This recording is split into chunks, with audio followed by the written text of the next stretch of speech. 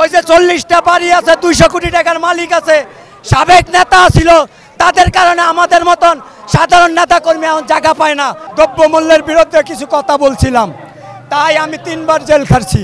বিলে রয়েছি, খালে রয়েছি, জঙ্গলে রয়েছি। আজকে 5 তারিখের পরে এত নেতা করতে হয়েছে। ফেসিবাদ খুনি স্বৈরাচার হাসিনা এই দেশেতে পলানের পরে ডক্টর ইউনূস ছাপে এই দেশের সাধারণ মানুষের কিছু স্বস্তি দিব, কিন্তু আমরা এখন দেখলাম কি জানেন, বাংলাদেশে এখনো কোনো জিনিসের দাম কমে নাই, আরও কি বৃদ্ধি পাইছে। তো এই সরকারের কাছে আমরা এই আশা করি নাই। দীর্ঘ 17 বছর যেন আমরা রাজপথে এই ফেসিবাদ সরকারের খুনি হাসিনার বিরুদ্ধে যে রাজপথে আন্দোলন করছি, শুধু একমাত্র আন্দোলন করছি আমাদের দেশের জনগণের ভোটের অধিকার, আমার ভোটের অধিকারের জন্য। দীর্ঘ 17 বছর এই দেশের জনগণ ভোট দিতে পারে নাই, আজ পর্যন্ত আমার মনের আশা এখনো পূর্ণ হয় নাই। তাই আমি এই রাজপথে নামছি আজকে আমার ভোটের অধিকারের জন্য। অন্তর্বর্তীকালীন সরকারের কাছে আমার দাবি, যত দ্রুত বাংলাদেশে যেন একটি সুস্থ নির্বাচন দ্রুত তাড়াতাড়ি দেওয়া হয়, কারণ দীর্ঘ 16-17 বছর এই দেশের জনগণ ভোট দিতে পারে নাই।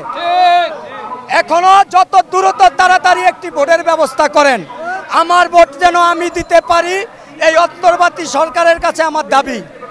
কারণ আমরা দীর্ঘ 17 বছর রাজপথে আন্দোলন করছি একটি ভোটের অধিকার আদায় করার জন্য। তাই বর্তমানে সরকারের কাছে আমার দাবি, বর্তমানে যে ভোটার লিস্ট শুরু হয়েছে, বিভিন্নভাবে মানুষের হয়রানি না কইরা এই জন্ম নিবন্ধন, voter chairman certificate, school certificate, বাবা মায়ের জন্ম নিবন্ধন, এত কিছু পেরেশান না কইরা দেশের জনগণ যেভাবে সাধারণভাবে ভোটার হইতে পারে, এই জন্য অন্তর্বর্তী সরকারের কাছে আমার দাবি। আমি ভোট কেন্দ্রতে যাইয়া দেখছি বর্তমানে যে ভোটার লিস্ট শুরু হয়েছে, এতে মানুষের অনেক হয়রানি হইতে আছে।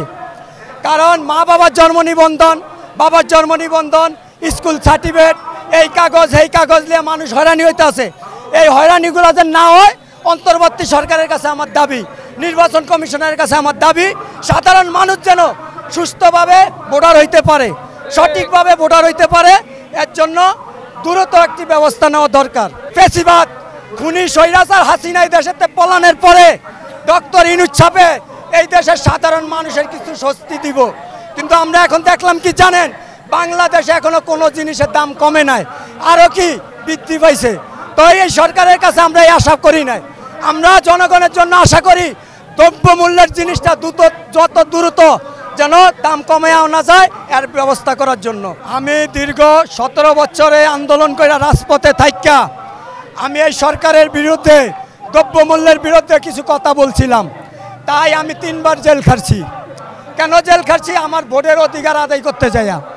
তো এই বাংলাদেশে আমার মতন কোনো সাধারণ নাগরিক যেন বারবার হয়রানি না হয়, বারবার জেল খাটতে না হয়। আমার নেতা দেশনায়ক তারেক রহমানের কাছে আমার দাবি, যারা রাজপথে এই 17 বছর নির্যাতিত হয়েছে, বাড়ি ছাড়ছে, ঘর ছাড়ছে, সংসার ছাড়ছে, বউ ছাড়ছে, পোলাপান ছাড়ছে, এগোরের জন্য গুরুত্বভাবে মূল্যায়ন করা হয়। কারণ বর্তমানে আমরা দেখতে আছি এই 5 তারিখের পরে ওই যে 40টা বাড়ি আছে, 200 কোটি টাকার মালিক আছে, সাবেক নেতা ছিল, তাদের কারণে আমাদের মতন সাধারণ নেতা কর্মী এখন জায়গা পায় না। এই 17 বছর আন্দোলনে তারা কোথায় ছিল? আমরা তাদেরকে রাজপথে পাই নাই, এখনো তাদেরকে আমরা দেখতে চাই না। যদি তাদেরকে নিয়ে তারেক রহমান রাজনীতি করে, তাদেরকে নিয়ে থাকুক, আমরা দল থেকে চলে যাব। কারণ আমাদের মূল্যায়ন এখন আমরা পাই না। কলা খাইছি, না খেয়ে রয়েছি, বিলে রয়েছি, খালে রয়েছি, জঙ্গলে রয়েছি। আজকে 5 তারিখের পরে এত নেতা করতে হয়েছে।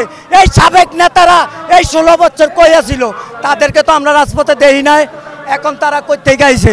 যে এই নেতা এই হাজার কোটি টাকা বিএনপির নাম বেচে কামাইছে, তারা এই 16 বছর কইয়া ছিল এই পকেট কমিটির নেতা বাদ করতে হইব।